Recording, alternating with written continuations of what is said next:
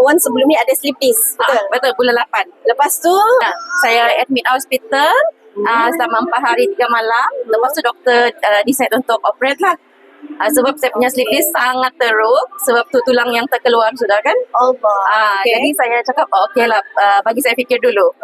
Lepas tu saya tengok-tengok dekat FB, Instagram, Bonda ada live. Okay. Jadi Bonda cakap try kurma duha dengan Mustanir. Besoknya saya saya 2 produk. betul. Okey, okey. Besoknya saya keluar hospital, saya pergi sis punya kedai. Okey. Saya terus ambil amal itu sampai dah sekarang. Tapi saya dalam tempoh sebulan lebih totally hilang rasa kebas. Masya-Allah. Tidak rasa apa-apa sakit, alhamdulillah. Okey, bulan 8 detect sleep disc Ya. yang teruk, Teruk sangat. Susah jalan, kebas. susah jalan, Ya. kebas. Ya, Kebas betul. memang teruk lah. Teruk.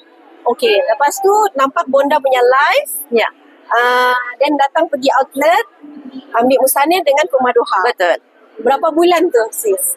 Dalam sebulan lebih tu, Sebulan lebih. dia betul-betul hilang. Tapi sampai sekarang saya masih consume lagi. Konsum lagi? Ya, even sekarang pun saya mau ambil lebih lagi. Ya Allah. Okey. So, kesihatan meningkat lah Saya- sekarang ni. So, hilang lah. Sleep disc hilang. Betul. Kebas hilang. Kebas hilang. Betul. So, boleh jalankan aktiviti rutin seharian macam